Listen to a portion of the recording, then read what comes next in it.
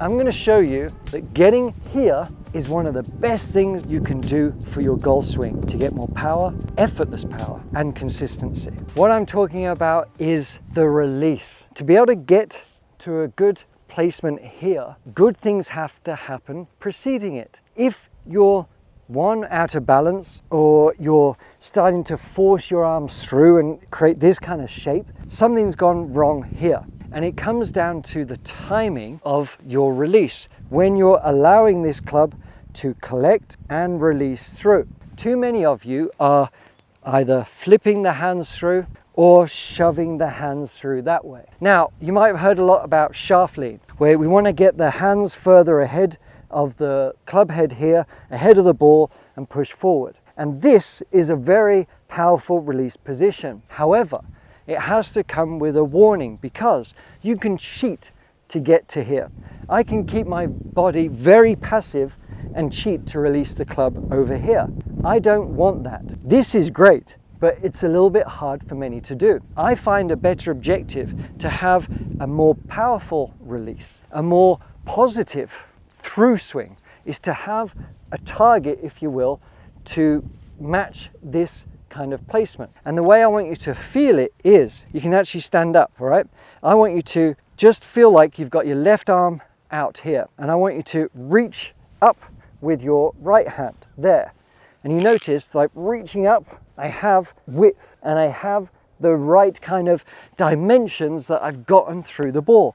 I haven't tried to steer it. I haven't tried to manipulate it too much. And they are very detrimental to power, to controlling that low point, to having a swing that just feels less stressful, that has more flow. And it's all because I've given myself a task of finishing here. What you see here is the straight stick, okay? Now, this has a couple of really cool features, but it's designed to give you immediate feedback from when you are releasing the club. You see this little weight here?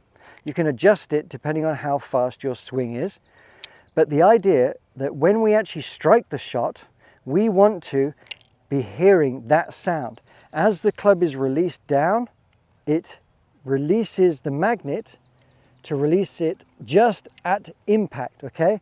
If we hold on to lag too much and try and get the hands too far forward, it is not going to release. Likewise, if we cast the club and we release too early and dump all the energy out this way, the magnet isn't going to release, or it's going to release too early. So you'll hear a little click that sounds something like that, okay? That's a poor release. But not only does it give you an audible, you have to also straighten your swing path and your club face control.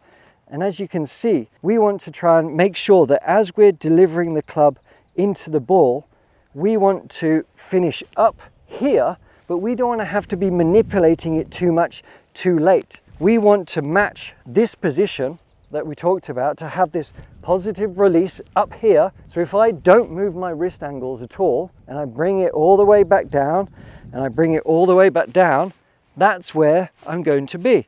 That's actually where I'm releasing. But all I'm doing is maintaining that position early all the way through.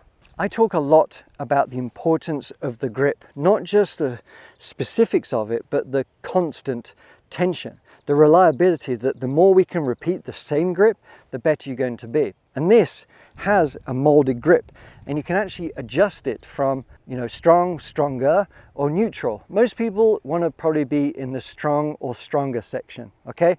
That's going to give you a little bit of an easier release. But having the awareness of where your grip is and that grip pressure, then in turn with how that club is turning and releasing down, is that magnet coming through at that strike point down at the bottom to get to this powerful, positive sort of finish position here. It has to. Without thinking too much about various things, I want you to just make a few swings, even with your feet sort of together, just doing some balanced swings, trying to match that position, that confident position. Notice, are you trying to steer it this way? Are you releasing too early?